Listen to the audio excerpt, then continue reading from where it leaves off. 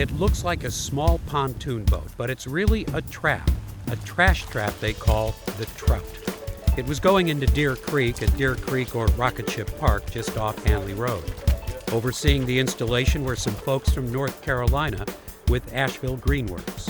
So this is our project, we call it Trash Trout, and basically it's just a device that sits in a waterway passively, and every time it rains it collects all of our man-made trash. You know, the trash starts off on the side of the roads, either thrown out or blown out of the back of a pickup truck. Every time it rains, that's picked up, it's pushed into a local storm drain, which then goes into the closest creek. So all of that trash goes in. We call it the path of trash. So this stops it from getting any further.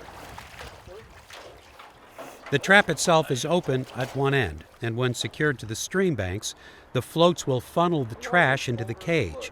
This is one of 3 traps being installed in the area as part of a pilot project. It's funded with a grant from the regional EPA office, and it's the work of environmental groups Blue to Blue Conservation and Missouri Confluence Waterkeeper.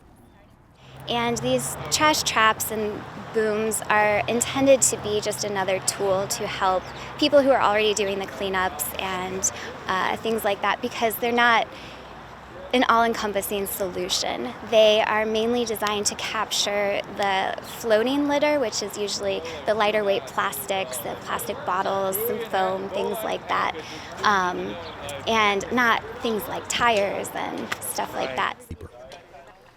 This is not permanent, and it may not even be the right kind of trap for this location. While Deer Creek is often a shallow, lazy stream, heavy rains can quickly turn it into a deep, powerful, fast-flowing creek, sometimes filled with a lot more than trash. Take a look at the tree branches, even the tree trunks, caught up under the Hanley Bridge. A couple weeks ago, that flash flooding we had, and we knew that this creek was flashy. So that tree took out the trap. We took it out, we reinforced it, and we're putting it back in.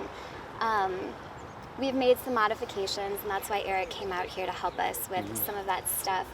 This particular device is not 100% built for this particular waterway. It's built for a little bit smaller waterway, but what this is going to do is it's going to give us some time to get a larger device in for this one, a larger device that's heavier built and can stand the big debris running into it. 2 other traps of different design are part of this project. This one was installed on a River des Peres tributary in University City's Heman Park. Another is in Mackenzie Creek in the city. Trash traps of all kinds are being used in other places in the country and the world, but around here it's new, and it's taken some explaining. You can't just show up and do a project like this. There are a lot of entities that might or might not be involved.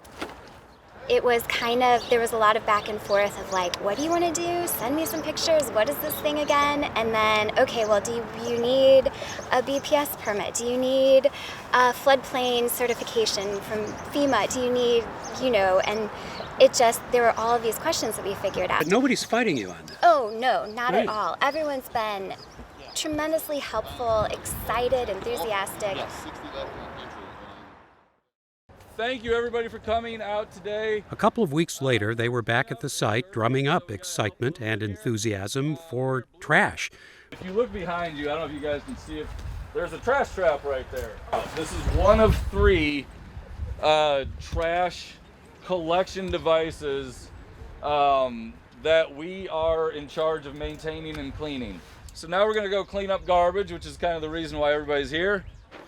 The folks who showed up were supplied with gloves and bags and grabbers and went along the creek, and if they wanted, into the creek, to collect whatever trash they could find, small and big.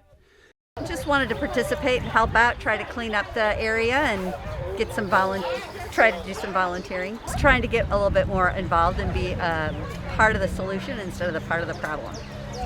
Josh Wilson went in to empty the trap, and these will be cleaned out periodically by volunteers. So data is critical for this particular process. So everybody that goes in to clean out the trout, what we want them to do is gather that data for us, empty out the water weight that's there, take a weight measurement, and see what type of trash they're getting, and then we log this on an online form. We find more Polar Pop cups and QT cups than any styrofoam there is, and it's one of the worst things. Beer bottles, They get a lot of these too. But yeah, and then styrofoam packaging. These are really bad because you can't, it's coming off on me right now.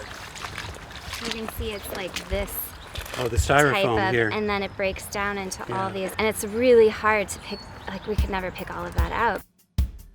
From that single trap after just 2 weeks, and from an hour and a half of trash pickup by volunteers, this is what they collected. Ultimately, we're hoping that we can figure out where the trash is coming from and help to stop it at the source rather than just continually cleaning it up downstream. We are hoping to capture it before it heads down to, the River Des Peres or the Mississippi River and ultimately the ocean. For Living St. Louis, I'm Jim Kircher.